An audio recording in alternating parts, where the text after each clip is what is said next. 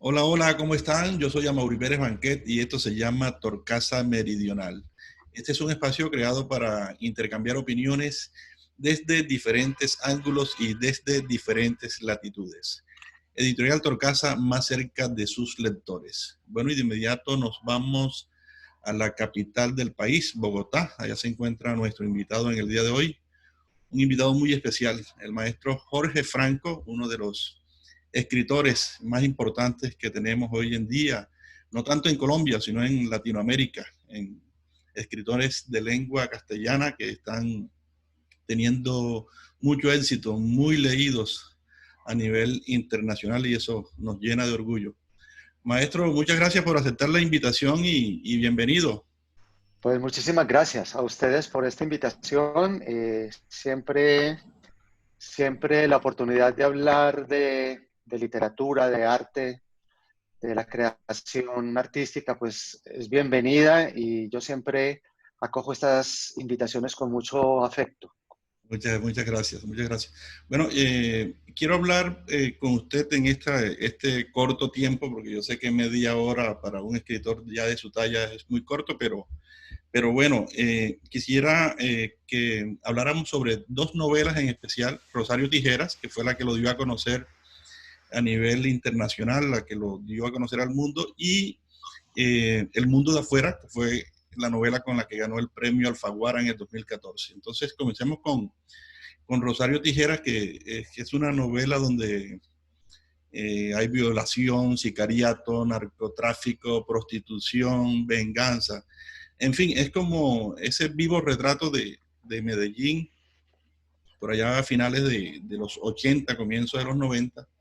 ¿Qué diferencia hay entre ese Medellín de Rosario Tijeras y el Medellín de ahora, 30 años después?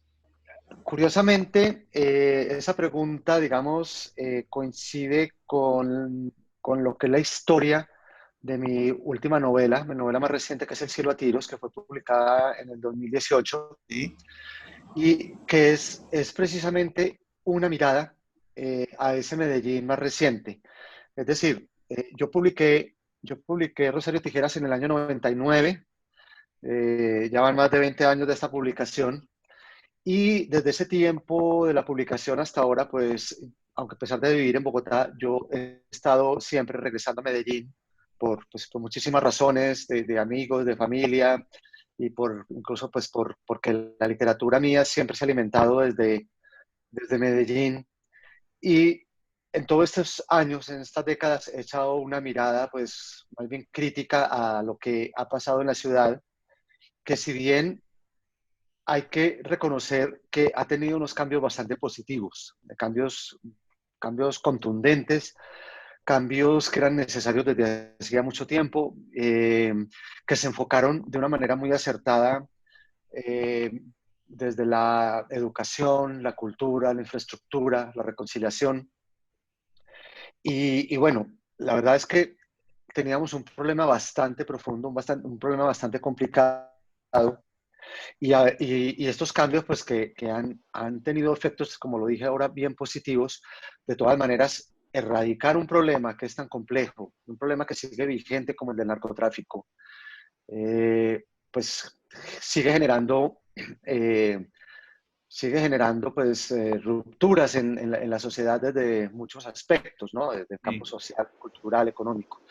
Y ahí en esas rupturas es donde yo me enfoqué a escribir esta última historia, El cielo a tiros, para echarle una mirada a ese Medellín, donde digo yo, hay que reconocer ciertos cambios positivos, pero también hay que reconocer que el problema está vigente, como se dice, digamos coloquialmente, la culebra sigue viva y eso sigue generando un comportamiento, pues, por parte de la sociedad eh, que genera pues bastante perturbación. Es decir, sigue habiendo guerra de pandillas, sigue habiendo narcotráfico, sigue habiendo sicariato, en menor escala, pero lo sigue habiendo. Y lo que también yo, digamos, cuestiono mucho en esta nueva novela es un comportamiento general, pues, no, digo general porque no solamente es exclusivo de Medellín, sino también se ha extendido por el país, por Colombia, de una conducta muy mafiosa, ¿no? De decir que hay una mentalidad de dinero fácil, una mentalidad del atajo, de hacer las cosas pues sí. por medios rápidos, pero no legales, incluso una mentalidad en el comportamiento cotidiano que yo creo que tiene mucho que ver con esa herencia mafiosa que nos dejó el narcotráfico en los años 80. Claro, claro. Y usted como pensador, ¿qué de pronto, qué cree que se puede hacer para aproximarnos al cero en cuanto a este tema de las pandillas, del sicariato, de los pequeños traficantes? ¿Qué se puede hacer para aproximarnos al cero? Pues Amaury, es una tarea bien compleja, es una tarea que reitero se ha venido haciendo, pero que siempre se daña, se trunca por el mismo poder corruptor que sigue teniendo el narcotráfico. El narcotráfico sigue moviendo cantidades exageradas de dinero, de droga y sobre todo de dinero. Lo podemos incluso pues, cotejar con hechos recientes que aparecen en la prensa, donde se dice que ha incrementado los cultivos de coca, que ha incrementado el mercado de la coca, y eso pues puede que no lo veamos tanto como antes en el sentido de esa guerra que había establecida entre el Estado y el narcotráfico.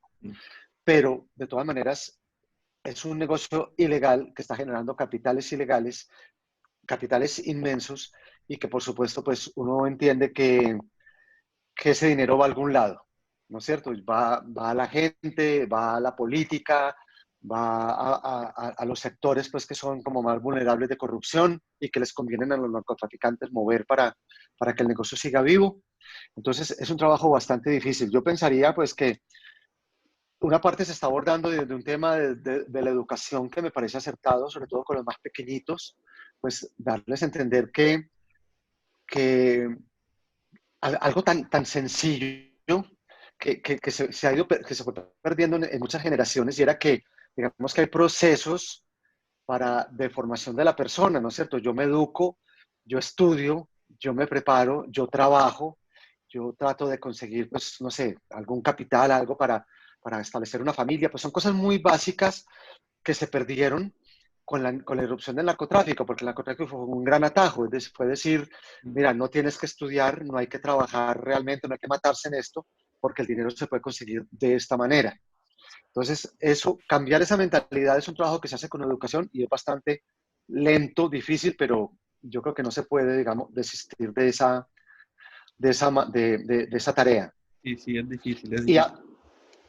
y creo que habría otro lado, pero que es una cosa mucho más complicada, es, digamos, los gobiernos, no solamente el gobierno colombiano, sino los gobiernos del mundo, tendrían que reconocer que la guerra contra las drogas, tal como se ha venido planteando en estos últimos 40, 50 años, ha fracasado. Digamos que no ha menguado la producción de droga, ni el consumo, ni el tráfico, y entonces poner sobre la mesa alternativas diferentes. Digamos, yo no sabría decir si la legalización es una solución a este problema, no tengo las herramientas para decirlo, pero sí valdría la pena poner ese tema y otros temas sobre la mesa para discutir alternativas diferentes a las policivas, a esas políticas policivas que se han usado en estas últimas décadas que claramente no han funcionado. Claro, claro. Bueno, volviendo otra vez al tema de Rosario Tijeras, es una novela que está llena de personajes, el violador, el sicario, el narcotraficante, la prostituta que también es asesina. O sea, es una serie de personajes como antagónicos. ¿Cómo pudo lidiar usted con tanto personaje contrario a la bondad, a hacer el bien y que no se le salieran de las Uh -huh. manos? Pues, Amaury, yo lo que traté como de retratar en esa novela, pues de recoger un poco como plantear, como mostrar un abanico de personajes que eran de alguna manera como representativos de lo que estaba sucediendo en la sociedad, ¿no es cierto? En ese momento. Era una sociedad que había sucumbido como al encanto del poder del narcotráfico, al encanto de la droga.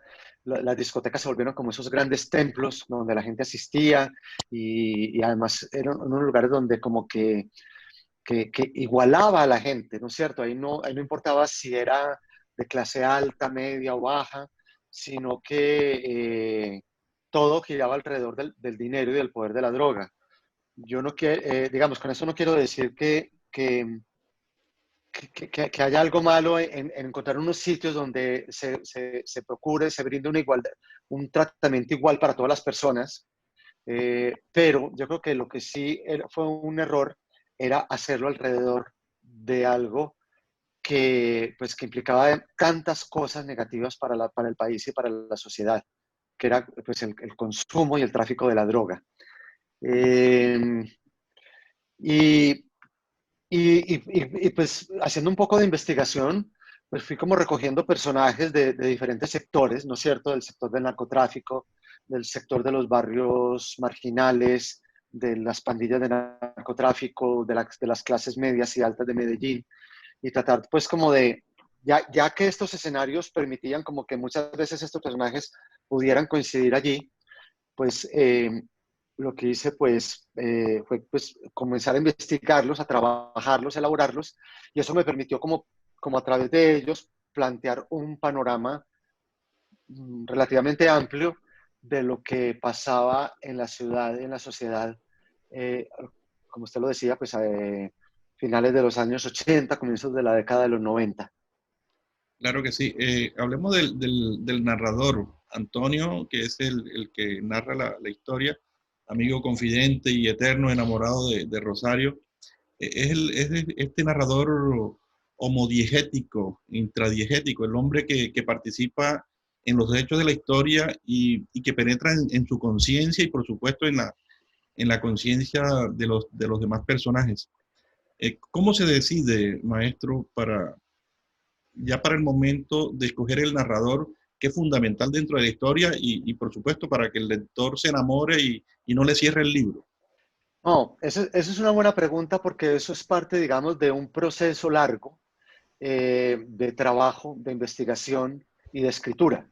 Yo siempre considero que las partes más complejas en todo este proceso de sacar, por ejemplo, una novela adelante es el comienzo, porque en el comienzo pues hay que definir muchas cosas que se van ya, digamos, a desarrollar o se van a mantener como reglas hacia el resto de la historia. Entonces uno tiene que como comenzar a definir cuál va a ser el tiempo de la historia, si va a ser en orden cronológico, si voy a jugar con el tiempo en saltos, quién va a contar esa historia, quién va a ser esa voz narradora.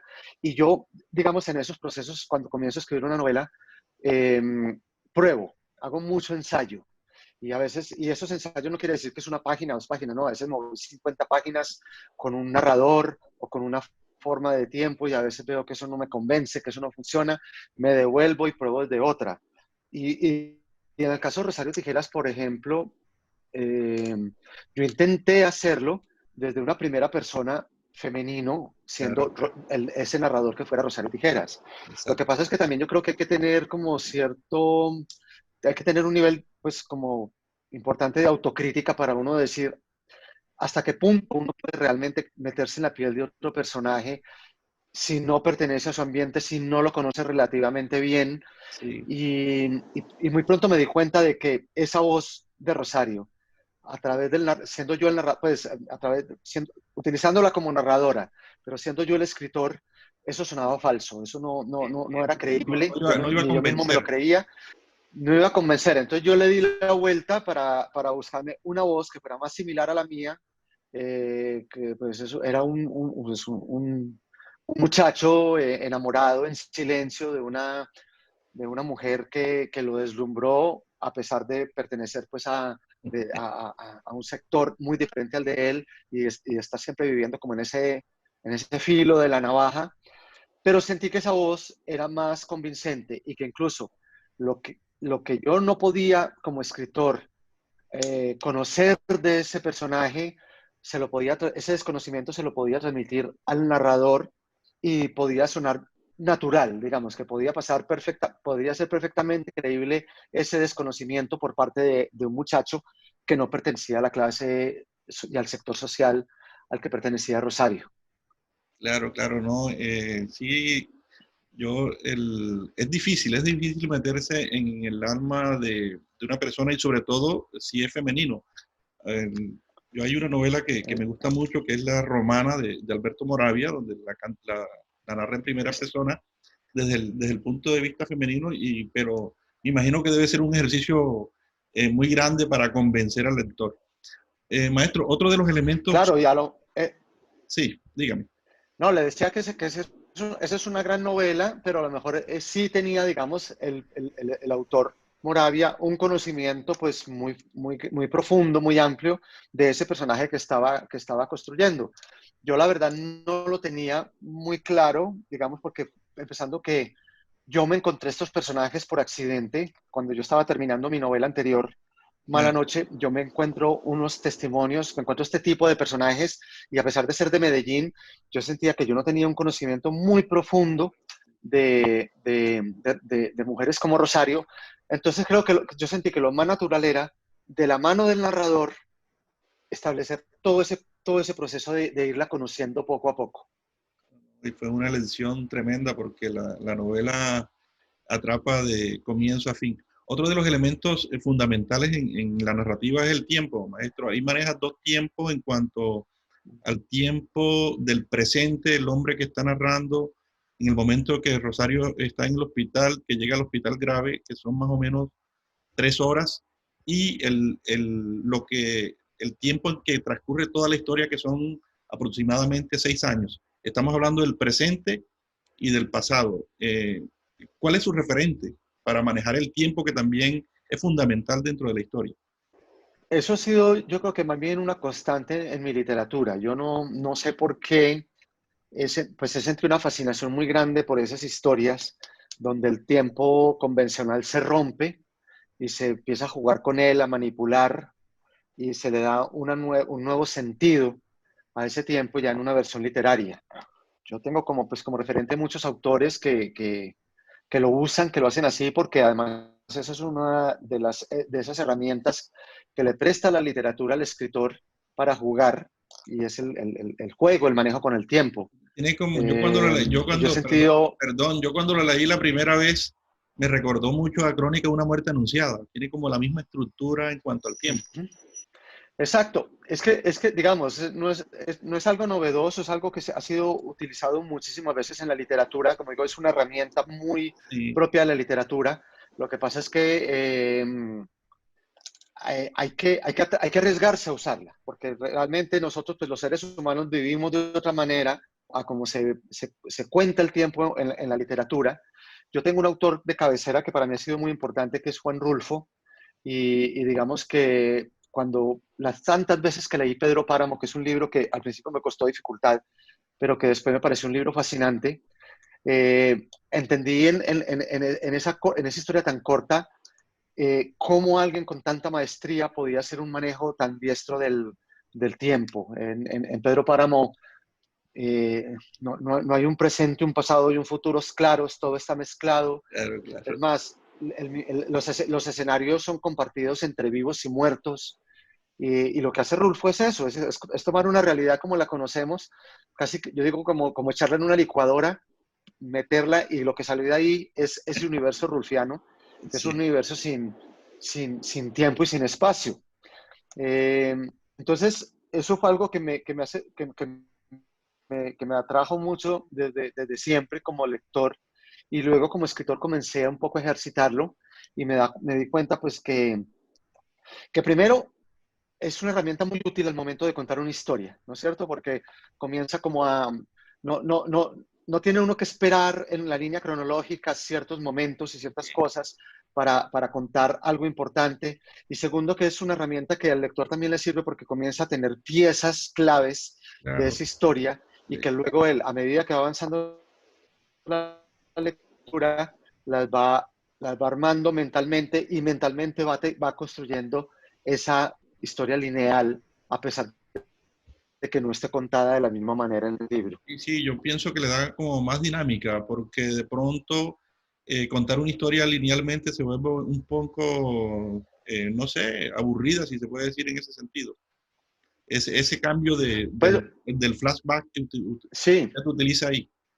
le da velocidad, le da ritmo. Sin embargo, uno, por ejemplo, puede ver historias contadas linealmente que funcionan muy bien, funcionan perfectamente. De todas maneras, también hay que entender que la vida nuestra, así sea lineal, siempre hay algo que se llama recuerdos, algo que se llama memoria, que de alguna manera funciona como una especie de flashback y que es lo que nosotros usamos constantemente durante todo el día, que estamos como a veces, hay una línea nuestra que está avanzando saltos en el tiempo a través de la memoria. Sí, bueno, hablemos de las traducciones que ha tenido toda su obra, incluida Rosario Tijera. Hay una cuestión que yo la escuché por primera vez cuando tradujeron Cien años de soledad al chino, que el traductor demoró casi el doble de lo que demoró Gabo escribiendo la obra, demoró 36, más de 3 años haciendo la traducción, y él dice ahí en un programa que le hicieron en televisión española, donde él decía que lo que más duro le dio para la traducción fueron los códigos culturales, o sea, cómo llevar el código cultural del ambiente de Cien años de soledad al chino. En el caso de Rosario Tijera, por ejemplo, que usted utiliza mucha palabra que es únicamente de los paisas, parcerito, parcero.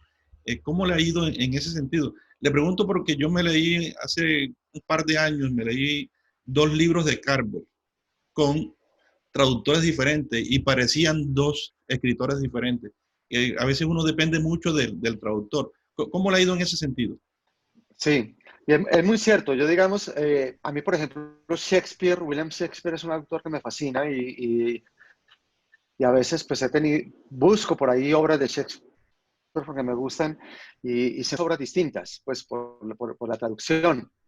Definitivamente el traductor juega un papel importantísimo en esto, se convierte en la voz del escritor y hay que tener pues una plena confianza en él y es algo que es difícil de lograr cuando uno, por ejemplo, está siendo traducido a un idioma que uno no conoce.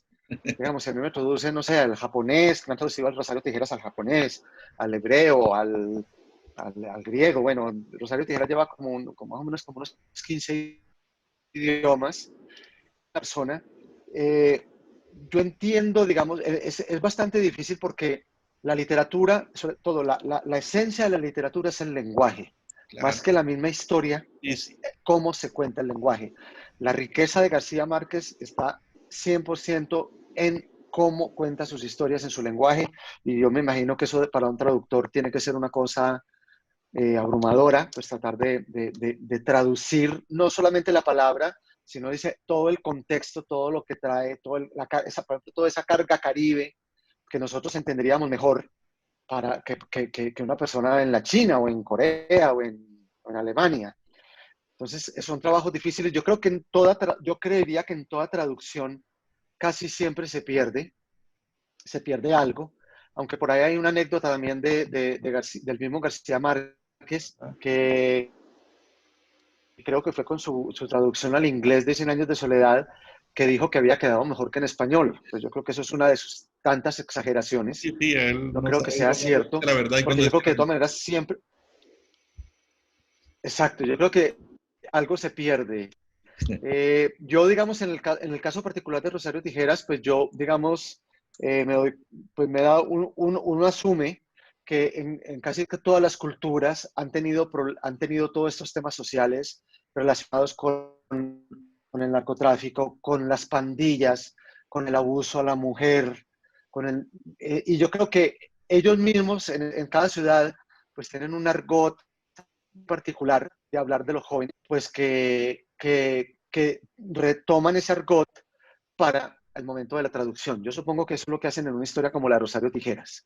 Así es, así es. Bueno, fue llevada al cine, dirigida por Emilio Maillet y protagonizada por Flora Martínez, que yo me enamoré más de esa mujer en esa película. ¿Cómo se sintió en cuanto a la adaptación? ¿Cómo fue ese acercamiento? ¿Sí se acercó la película a la obra? Eh, Usted ya como crítico cinematográfico, ¿cómo la vio? Yo creo que sí, yo creo que fue un acierto, digamos, primero la elección de Flora como actriz. Flora, digamos, cuando yo estuve en conversaciones con los productores y con el director, digamos que yo les dejé claro a ellos que a mí no me importaba tanto cómo era el personaje físicamente. Es decir, en el mismo libro no se describe con mucho detalle, se dice que es una mujer muy hermosa, pero la belleza es subjetiva Sí, sí. Entonces yo les decía que eso no me importaba tanto, me importaba eso sí que fuera una buena actriz, una actriz que se pudiera meter en un personaje tan complejo que muchas veces era una mujer aguerrida, decidida, y otras veces estaba llena de dudas, una mujer que a veces era casi una niña y de pronto se tenía que convertir en una mujer adulta. Para hacer el personaje de extremo a extremo, con práctica y con experiencia, me alegró mucho que fuera Flora Martínez quien lo hiciera. Y creo que la esencia de la historia, de todas maneras, para mí sigue siendo una historia de amor en medio de una ciudad en conflicto, y yo creo que eso lo transmitió bien la película, lo logró captar el director. Digamos, queda claro que la película lo que plantea es una historia de amor difícil entre dos personas de mundos opuestos en una ciudad que se está viniendo abajo. Y creo que eso estuvo bien logrado. ¿El rodaje se hizo en Medellín? El rodaje se hizo en su totalidad en Medellín. Inicialmente no se iba a hacer en Medellín porque los productores eran mexicanos, el director mexicano, el capital venía de México, de Brasil, de España. Eh, y se iba a rodar en México, creo que era en Sinaloa, porque son lugares que también tienen mucho en común con la problemática nuestra, Claro. pero en algún momento los productores quisieron venir a Medellín, conocerlo, ver la ciudad, y apenas ellos estaban bajando del aeropuerto de Medellín, pues comenzaron a ver ese paisaje, esa topografía, esas montañas, y dijeron, no, esto hay que hacerlo acá. Se enamoraron de la ciudad y por suerte, y la película se hizo toda en Medellín, con toda la producción colombiana. Sí, sí, excelente. Y luego vino la serie de 60 capítulos de RCN. ¿Cuál de las dos versiones, con cuál de las dos se va más o con ambas?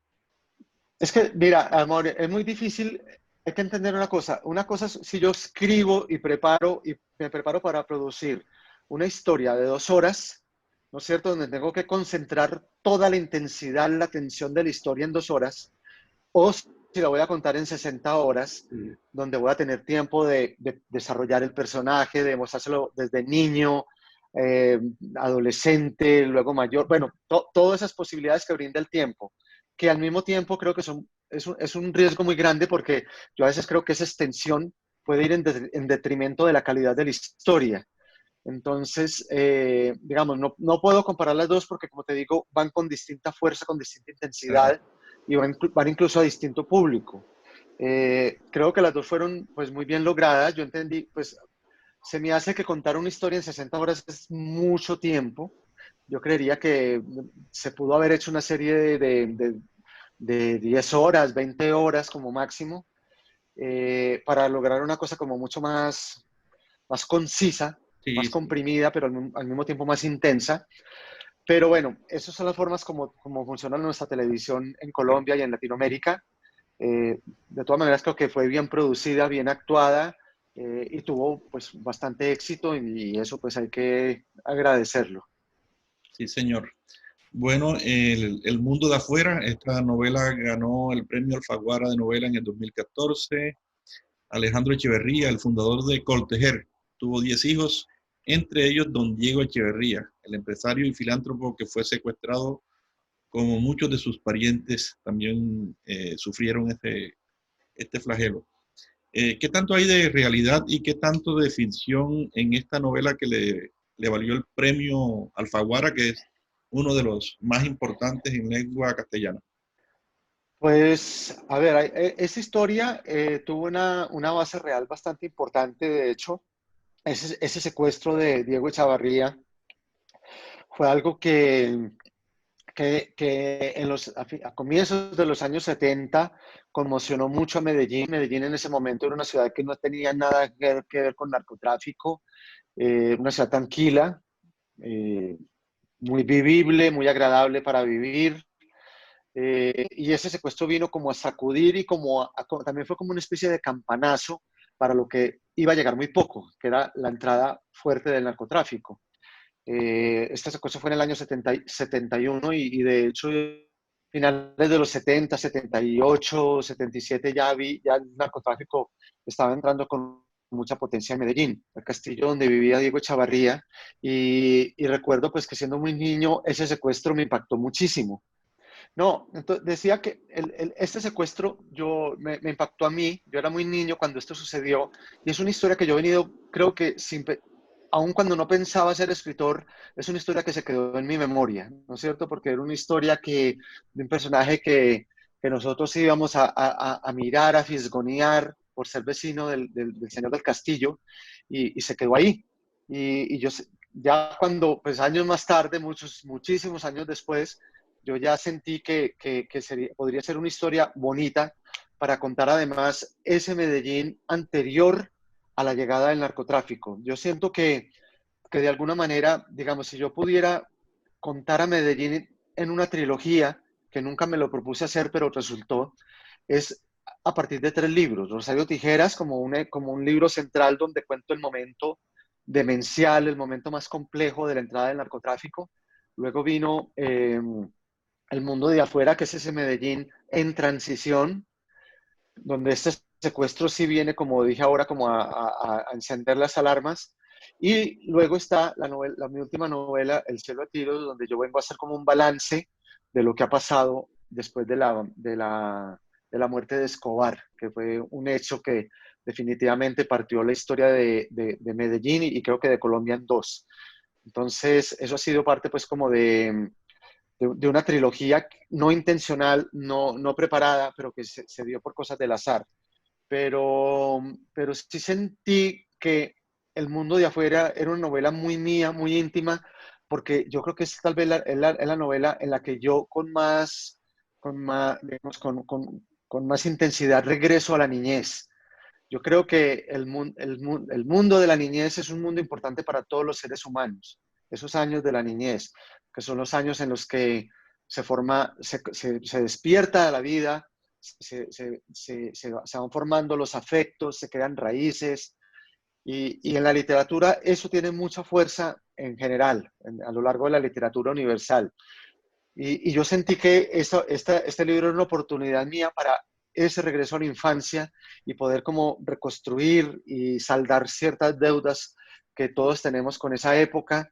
Y para mí fue muy lindo ese viaje atrás para contar una ciudad que añoramos, pues, porque es una ciudad que cambió de una manera muy rápida, de una manera muy radical.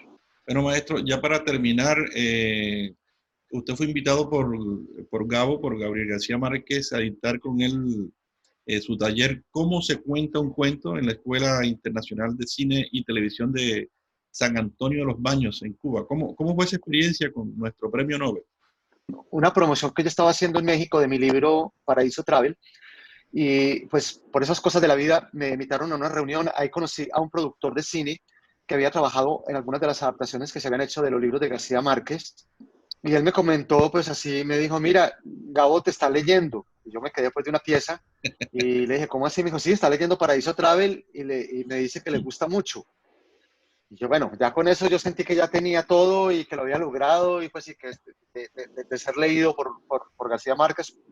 Y yo feliz de la vida, cuando como al otro día me recibí la llamada de esta misma persona y me dijo pues que García Márquez había terminado de leer el libro y que quería invitarme a su casa.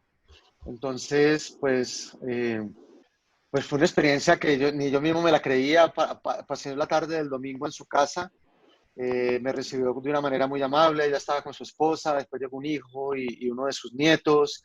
Y estuve pues me mostró su biblioteca, su sitio de estudio, y ahí me dijo, oye, ¿no te gustaría de pronto acompañarme a dictar un taller en la Escuela de San Antonio de los Baños, cerca de La Habana? Y pues bueno, eso es una invitación imposible de rechazar.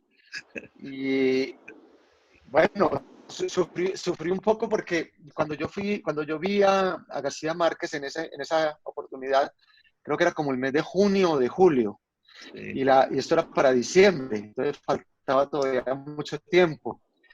Cuando no, como en noviembre, yo recibí una llamada del director de la escuela en ese momento de San Antonio de los Baños diciéndome pues, que estaba esta invitación pendiente de García Márquez y que lo queríamos arreglar todo pues, para poder viajar. Estuve en el curso, fueron casi 3 semanas. El curso se llama ¿Cómo se cuenta un cuento? es algo que él dictaba pues, un taller que él dictaba con mucha frecuencia a un grupo de alumnos seleccionados de diferentes partes de Hispanoamérica. Y bueno, pues una oportunidad maravillosa porque yo igual me sentía casi que como los alumnos que estaban ahí, intentando aprender de lo que él decía, y él a veces me pasaba la pelota a mí, pues como para que opinara algo de la historia de uno de los alumnos, a ver cómo... la idea básicamente era como ayudarles a los muchachos a encontrar elementos y giros en una historia y momentos para destacar una de las historias que estaban construyendo, para que ellos las pudieran sacar adelante, ya fuera para literatura, para cine, para televisión. Lo que siempre decía el maestro, pues era que lo importante era tener una historia sólida, una buena historia, y que ya hacia dónde se fuera a desarrollar esa historia era lo de menos. Fue una experiencia muy linda que terminó pues empataba con el Festival de Cine de La Habana, donde pues también pues ya pude entrar como en la dinámica del festival, que también era bastante agradable. Y bueno, eso me permitió pues como tener esta experiencia que segura no voy a olvidar nunca, y tener siempre como ese apoyo también tan importante que fue el que él me dio en su momento. Excelente, excelente. Maestro, bueno, desafortunadamente se nos acabó el tiempo. Muchas gracias por haber atendido la llamada, por contarnos esta experiencia de vida y de literatura. A ustedes muchas gracias, un saludo muy especial pues a todos los oyentes, a quienes están pendientes de este programa, y muchas gracias de verdad por abrirle un espacio al arte y a la literatura. Sí, señor, el maestro Jorge Franco, yo soy Amaury Pérez Banquet y esto se llama Torcasa Meridional. Nos vemos en una próxima oportunidad. Chao, chao. Gracias, hasta luego.